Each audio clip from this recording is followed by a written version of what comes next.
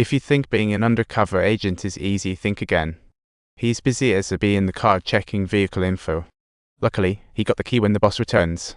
The professor quickly pretends to be interested in buying the car.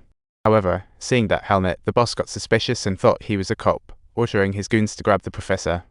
Just when disaster hit, the professor threw hot water in their faces and bolted like a lightning.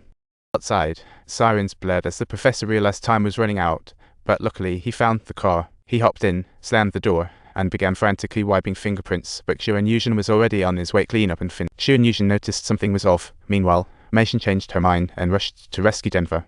Yet, the old hustler was bold enough to lean in, thinking Meishan wouldn't dare pull the trigger. Before she knew it, Denver kicked her down.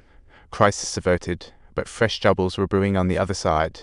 Alarm bells rang. Tokyo ordered the hostages to gather quickly, while Lee rushed to check on Berlin, heading straight to the showroom. When Lee arrived, Berlin was already writhing around, and she thought maybe loosening the cuffs would help a bit.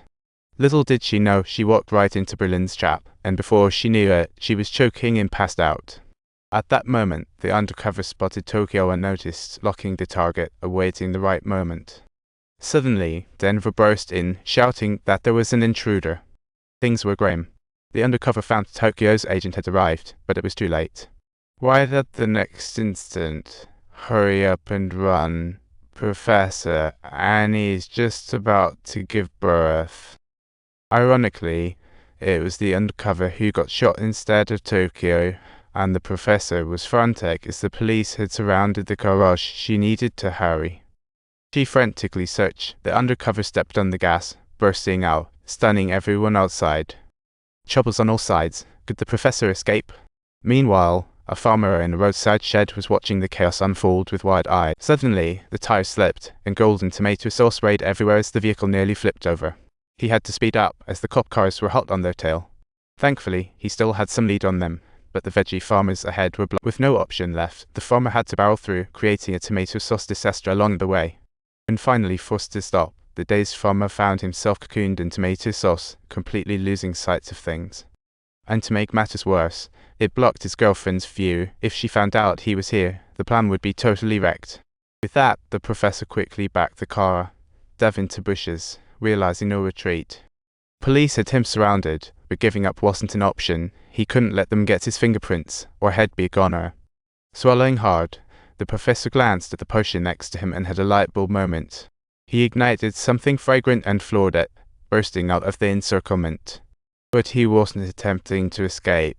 He was adeptly turning a dangerous situation around.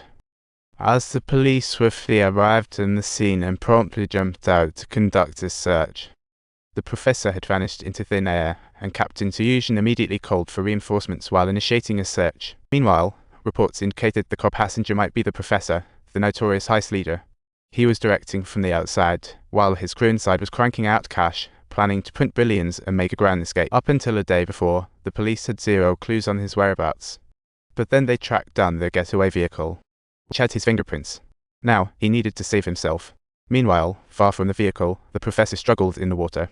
He fought his way onto the shore, narrowly escaping that crisis, but a new one hit him hard.